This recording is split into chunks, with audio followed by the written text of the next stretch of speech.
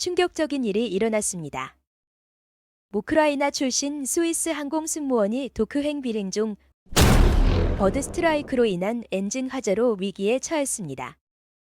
난데없는 비상 착륙으로 당황하고 있던 그녀는 인천공항에 도착하자마자 놀라운 광경을 목격합니다.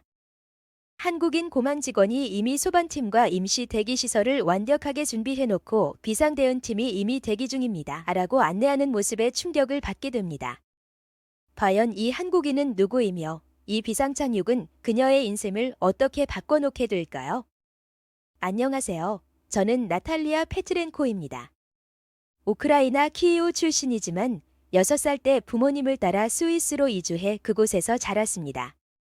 지금은 스위스 인터내셔널 에어라인의 승무원으로 일하고 있죠.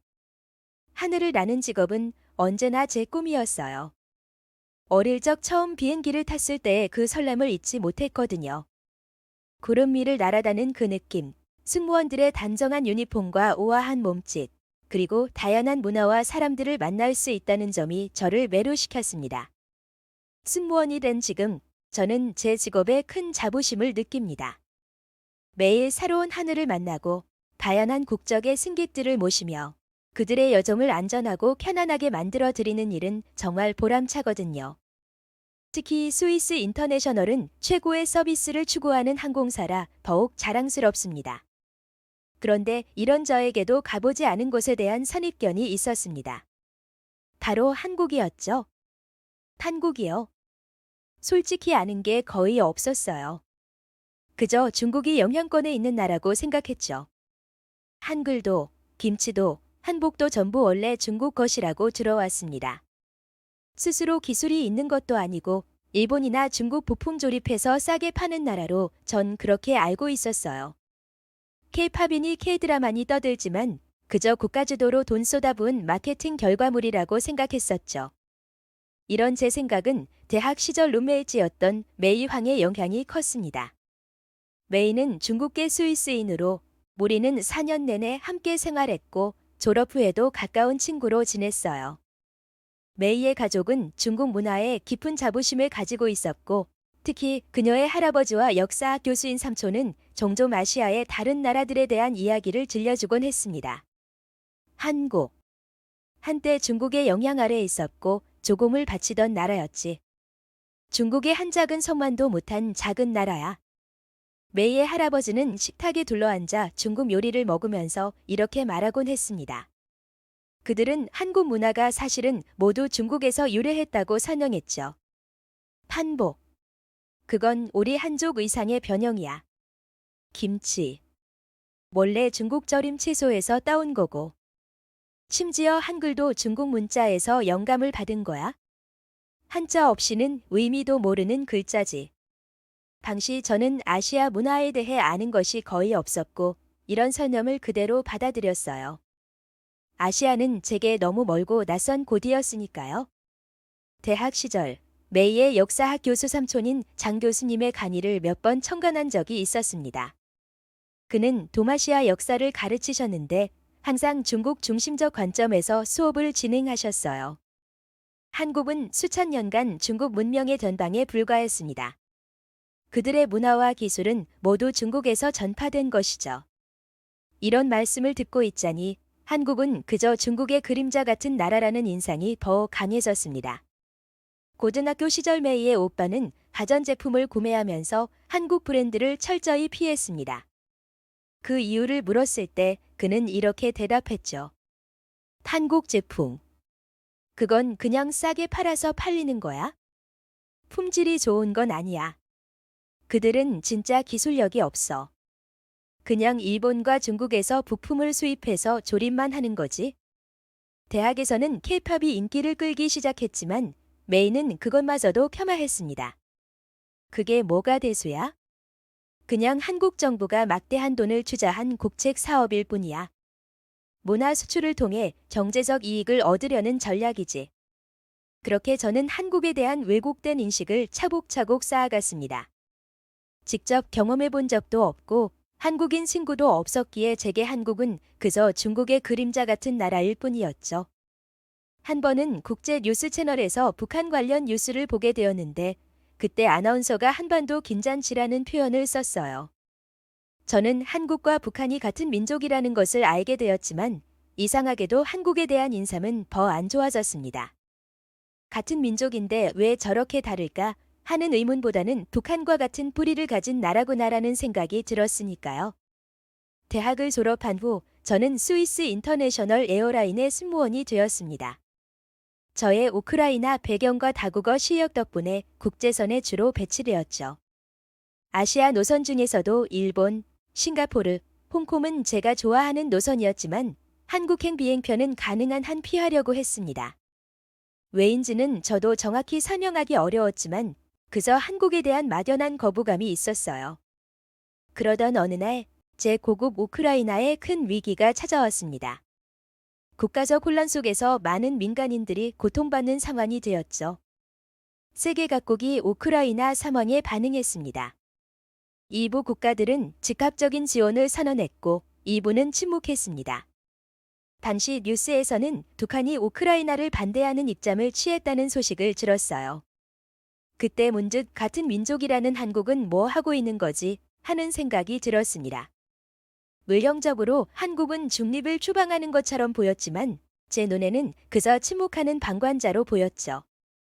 우리가 고통받고 있는데 그들은 아무것도 하지 않는 것처럼 느껴졌어요. 그들에겐 자국의 이익만 중요하다고 생각했습니다. 그렇게 저는 한국에 대한 더 깊은 단감을 품게 되었고 기회가 있을 때마다 한국행 비행을 피하려 했습니다.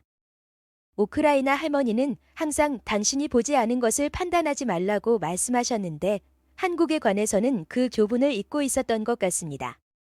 제 마음은 이미 닫혀 있었고 한국이란 나라는 제 관심 밖에 있었습니다. 그런데 인생이란 참 아이러니하죠. 제가 가장 피하려 했던 곳이 결국 제 인생을 바꿔놓게 될 줄은 꿈에도 몰랐으니까요. 얼마 후 저는 치리히에서 도쿄 나리타로 향하는 스위스 인터내셔널 에어라인 항공편에 탑승했습니다. 12시간의 장거리 비행, 평소와 다름없는 일상이었죠. 시베리아 상공을 지나 비행 중반쯤 되었을 때 갑자기 비행기가 크게 흔들렸습니다. 쿵! 엄청난 소음과 함께 비행기 왼쪽이 심하게 요동쳤습니다. 기장의 긴박한 목소리가 기내 방송을 통해 들려왔습니다. 승무원들은 즉시 비상 위치로 이동해 주십시오. 저는 다른 승무원들과 함께 신속하게 움직였습니다. 곧 기장의 설명이 이어졌습니다. 버드 스트라이크로 인해 왼쪽 엔진에 손상이 발생했습니다. 현재 엔진에서 화재가 감지되어 소화 시스템을 작동시켰습니다. 안전을 위해 가장 가까운 국제공항인 인천국제공항으로 항로를 변경하여 비상 착륙할 예정입니다. 객실 창문으로 보니 왼쪽 엔진에서 연기가 나오고 있었습니다.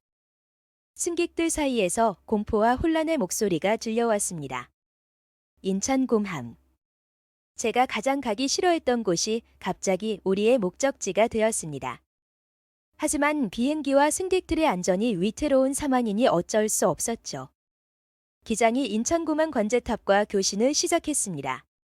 네, 인천공항입니다. 버드 스트라이크 비상 상황 대비 착륙 절차가 준비되어 있습니다. 소방팀과 착륙 유도팀이 이미 대기 중입니다. 착륙 허가가 승인되었습니다. 이미 대기 중이라고요. 저는 의아했습니다.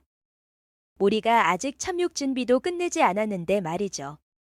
그때는 별다른 생각 없이 넘겼습니다. 저는 다른 승무원들과 함께 승객들에게 사면을 설명하고 안전벨트 착용을 안내했습니다. 승객들 사이에서 동요가 일어났지만 저희는 최대한 차분하게 대응했습니다. 도쿄에 중요한 미팅이 있는데 어떻게 하라는 거죠? 한국이라니 비자도 없는데 우리를 어떻게 하려는 거예요? 일부 승객들, 특히 비즈니스맨들은 불만을 제기했습니다. 저는 최대한 침착하게 그들을 안심시켰습니다. 비상 착륙 상황에서는 특별 입국 절차가 적용됩니다. 공항 대기 구역에서 기다리시면 필요한 절차가 완료되는 대로 도쿄로 출발할 예정입니다. 그러나 제 마음 한구석에서는 의문이 들었습니다. 한국에서는 이런 상황을 어떻게 처리할까? 아마 혼란스럽고 버거워할 거야. 비행기가 인천공항에 착륙하자마자 놀라운 광경이 펼쳐졌습니다. 의료 비상 상황에도 불구하고 지상 조업은 완벽하게 조율되어 있었고 게이츠에는 이미 의료팀과 고만 직원들이 대기하고 있었습니다. 어떻게 이렇게 빨리? 비행기가 게이트에 도착하자마자 고만 직원들은 신속하게 탑승교를 연결했고 의료진은 곧바로 환자에게 달려갔습니다. 그 과정은 놀라울 정도로 효율적이었습니다. 승무원 여러분, 비상 착륙 항공편이시죠? 승객 임시 대기 시설이 준비되어 있습니다. 항공사 직원들은 이쪽으로 오시면 상황 브리핑을 해드리겠습니다. 인천공항 직원 이준호 씨의 안내였습니다. 그의 영어는 완벽했고 모든 절차가 이미 준비되어 있는 듯 했습니다. 현재 환자분은 응급처치 후 곧바로 인천 세브란스 병원으로 이송될 예정입니다. 상태가 위중하여 즉시 전문적인 치료가 필요하다고 합니다. 나머지 승객분들을 위한 임시 휴식 공간과 식사, 필요하신 분들을 위한 호텔 바우처까지 준비되어 있습니다. 저는 놀라움을 감추지 못했습니다. 이런 갑작스러운 상황에도 불구하고 모든 것이 체계적으로 준비되어 있었던 것입니다. 이준호 씨는 계속해서 말했습니다. 현재 의료진의 초기 판단으로는 최소 12시간 정도 체류하셔야 할 것 같습니다. 환자의 상태를 지켜보고 기행 안전을 위한 모든 준비가 완료되어야 출발이 가능하기 때문입니다. 승객 여러분께는 이미 안내가 시작되었고 저희가 최대한 편안한 체류를 도와드리겠습니다. 12시간이라니. 생각보다 훨씬 긴 시간이었습니다. 저는 한숨을 내쉬며 공항 내부를 살펴보았습니다. 깨끗하고 현대적인 시설, 질서 정연한 승객들의 행렬, 다국어 안내판, 그리고 곳곳에 배치된 로봇 안내원들까지. 이건 제가 상상했던 한국의 모습이 아니었습니다. 모아, 생각보다 정말 현대적이네요. 동료 승무원 토마스의 말에 저는 무심코 대답했습니다. 그래 보이네요. 라운지에 도착해 잠시 휴식을 취하던 중 갑자기 심한 두통이 찾아왔습니다. 최근 고국의 소식으로 스트레스가 많았던 터라 종종 이런 증상이 나타났죠. 진통제를 찾았지만 제 가방에는 없었습니다. 라운지 직원에게 약국이 어디 있는지 물었더니 그녀는 친절하게 직접 안내해 주겠다고 했습니다.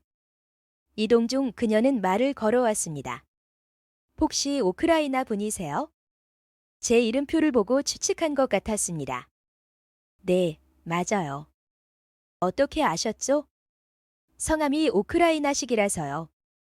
정말 힘든 시간을 보내고 계실 텐데 어떤 위로의 말을 드려야 할지 모르겠어요. 그녀의 진심 어린 위로에 저는 잠시 말이 막혔습니다. 한국인이 제 고국의 상함을 법정해 준다는 것이 의외였거든요. 약국에 도착한 후 또 한 번의 놀라움이 저를 기다리고 있었습니다. 약사는 제 두통 증상을 듣고 몇 가지 질문을 한 후 적절한 약을 추천해 주었습니다. 그런데 계산을 하려는데 이 약은 공항의료센터에서 무료로 제공하는 것이니 괜찮습니다. 무료라고요? 비상착륙 항공편 승무원과 승객을 위한 기본 의료 지원입니다. 저는 너무 놀라 말을 잇지 못했습니다. 유럽의 많은 공항에서도 이런 서비스는 본 적이 없었거든요. 약을 받아 다시 라운지로 돌아가는 길에 휴대폰에서 알림이 울렸습니다. 평소 구독하는 국제 뉴스 앱이었어요.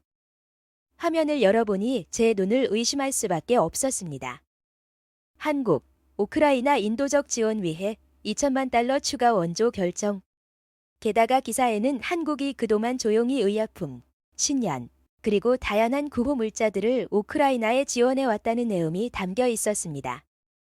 한국이 우리를 돕고 있었다고 저는 순간 혼란스러웠습니다. 그동안 제가 알고 있던 한국과는 너무도 다른 모습이었으니까요. 가슴 한구석이 묘하게 뜨거워지는 느낌이 들었습니다. 이것이 12시간의 예상치 못한 여정의 시작이었습니다. 지금까지 우크라이나 승무원의 인천공항 비상착륙 이야기 재미있게 보고 계신가요? 앞으로 더 놀라운 반전이 기다리고 있습니다. 이야기가 마음에 드셨다면 좋아요와 구독 버튼 눌러주세요. 그럼 계속해서 다음 이야기 이어갑니다. 뉴스 알림을 확인한 후 저는 멍한 상태로 공항 카페에 들어갔습니다. 조통약을 물과 함께 삼키고 창가에 앉아 밖을 내다보았습니다. 오후 햇살이 활주로를 비추고 있었고 비행기들이 규칙적으로 이착륙하는 모습이 보였습니다. 혹시 자리 괜찮으시면 같이 앉아도 될까요? 고개를 들어보니 한 남성이 커피 한 잔을 들고 서 있었습니다. 공안 직원 유니폼을 입고 있었고 이름표에는 강태호라고 적혀 있었습니다. 네, 물론이죠. 그는 앉으며 조드럽게 미소 지었습니다. 휴식 시간에 잠시 커피를 마시러 왔어요. 비산 착륙 비행편 담당이라 좀 정신없었거든요. 저는 고개를 끄덕였습니다. 정말 놀랍게도 모든 게 완벽하게 준비되어 있더라고요. 어떻게 그렇게 빠르게 대응할 수 있었나요? 인천공항은 이런 상황에 항상 준비가 되어 있어요. 특히 의료 비상 상황은 분 단위로 대응 시간을 체크한답니다. 그가 설명했습니다. 대화를 나누다 보니 그는 제 이름표를 보고 말했습니다. 파츠렌코. 우크라이나 섬이시죠? 네, 맞아요. 우크라이나 출신이에요. 강태우의 눈이 반짝였습니다. 실은 저도 키이우에서 몇 개월 살았던 적이 있어요. 대학 시절 교환학생으로요. 그 말에 저는 놀라움을 감추지 못했습니다. 정말요? 키이우의 어느 지역에 사셨어요? 포리의 지역이었어요. 정말 아름다운 곳이었죠. 드니프로 강가를 따라 걷던 기억이 아직도 생생합니다. 우리는 키이우에 대한 이야기를 나누기 시작했고 그는 우크라이나어로 몇 마디를 건네기도 했습니다. 서툴지만 진심이 느껴졌습니다. 대화 중에 저는 궁금한 점을 물었습니다. 뉴스에서 한국이 우크라이나를 돕고 있다는 기사를 봤어요. 사실인가요? 강태호는 고개를 끄덕였습니다. 네, 한국은 여러 방면으로 지원하고 있어요. 의료품, 생필품, 인도적 구호 물자 같은 것들이요. 공식적으로 크게 떠들지 않지만 계속해서 도움을 보내고 있습니다. 저는 몰랐어요.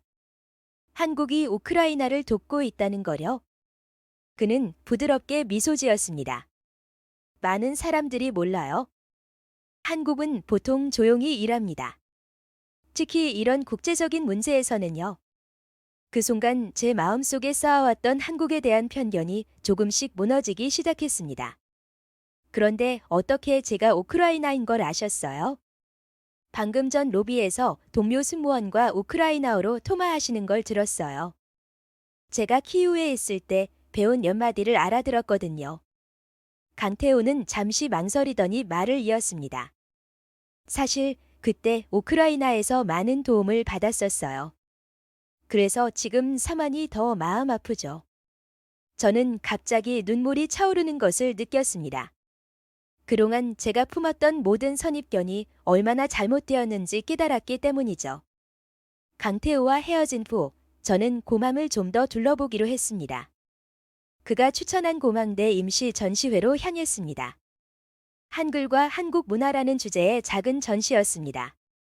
그곳에서는 한복 입기, 전통 공예품 만들기, 한글 이름 써보기 등의 무료 체험이 제공되고 있었죠. 저는 호기심에 한글로 제 이름 나탈리아를 써보는 체험에 참여했습니다. 담당 직원 윤소라 씨는 친절하게 한글의 원리를 설명해 주었습니다. 한글은 세종대왕이 모든 사람들이 쉽게 배울 수 있도록 만든 과학적인 문자입니다. 각 글자는 소리를 만드는 입의 모양을 형상화했죠. 저는 놀라움을 감출 수 없었습니다. 제가 들었던 것과 완전히 달랐거든요. 그럼 한글은 중국어에서 따온 게 아닌가요? 윤소라 씨는 부드럽게 웃으며 대답했습니다. 아니요. 한글은 독창적인 한국의 문자 체계입니다. 1446년에 참제되었고 유네스코 세계기록 유산으로 등재된 인류의 위대한 발명품 중 하나예요. 그녀는 제게 훈민정음 해례본이 복제본을 보여주었습니다. 거기에는 한글 참제의 과학적 원리가 상세히 설명되어 있었습니다. 와, 이건 정말 놀라워요. 저는 한글이 그저 중국 문자의 변형이라고 생각했어요. 많은 외국인들이 그렇게 오해하시곤 해요. 사실 한글은 세계에서 가장 과학적으로 설계된 문자 중 하나입니다. 전시회를 나온 후 저는 공항 직원의 안내로 기내식 준비 과정을 견학할 수 있는 기회를 얻었습니다. 특별 투어 프로그램이 비선천욕 승객들을 위해 마련되어 있었거든요. 주방장은 한국 음식의 철학에 대해 설명해 주었습니다. 한국 음식은 영양균형을 중요시합니다. 우리 전통 식단은 5가지 색상의 식재료를 포함하도록 설계되었죠. 각 색상이 서로 다른 영양소를 제공한다고 믿기 때문입니다. 저는 비빔밥의 깊은 맛과 조화로운 식재료에 감탄했습니다. 그리고 옆 테이블에서는 사람들이 풍성한 고기 요리들을 즐기고 있었습니다. 저기 보이는 건 불고기와 갈비라고 해요. 한국은 육류 요리도 매우 다양하답니다. 저는 제가 들었던 한국인들은 고기도 제대로 못 먹는 나라라는 말이 얼마나 터무니없는지 깨달았습니다. 견학을 마치고 공항 쇼핑몰을 지나가는데 전자제품 매장이 눈에 들어왔습니다. 충전기가 필요해서 들어갔는데 그곳에 전시된 한국 기술 제품들이 놀라웠습니다. 특히 접히는 스마트폰과 투명 OLED 디스플레이는 한 번도 본 적 없는 기술이었죠. 이 모든 것이 한국 기술인가요? 저는 매장 직원에게 물었습니다. 네, 맞습니다. 한국은 특히 반도체, 디스플레이, 배터리 기술에서 세계를 선도하고 있습니다. 직원은 자랑스럽게 한국의 기술 발전에 대해 설명했습니다. 세계 최초의 5G 상용화, 최첨단 메모리 반도체, OLED 디스플레이. 그 모든 것이 제가 들어왔던 조립만 하는 나라라는 이미지와는 너무나 달랐습니다. 공항을 둘러본 뒤 다시 승무원 휴게실로 향했습니다. 그곳에서 우연히 대한항공의 박지영 씨를 만나게 됐습니다. 그녀는 영어가 유창했고 우리는 자연스럽게 대화를 시작했죠. 비상첨육이라 많이 힘드셨겠어요. 그런데 솔직히 공항 대응이 너무 빨라서 놀랐어요. 마치 이미 다 준비되어 있었던 것처럼요. 지영 씨는 조용히 미소를 지었습니다. 인천공항은 항상 그런 상황을 대비하고 있어요. 특히 의료 비상상황은 매우 중요하게 생각한답니다. 대화 중에 그녀가 제 이름표를 보며 물었습니다. 파츠렌코. 우크라이나 성이시죠? 네, 맞아요. 우크라이나 출신이에요. 지영 씨는 진심을 담아 말했습니다. 정말 힘든 시간일 거예요. 한국에서도 많은 분들이 걱정하고 있어요. 그 말을 듣는 순간 저는 궁금해졌습니다. 근데 한국은 왜 우리를 돕고 있는 거죠? 솔직히 한국은 우리에게 관심도 없을 줄 알았어요. 지영 씨의 표정이 진지해졌습니다.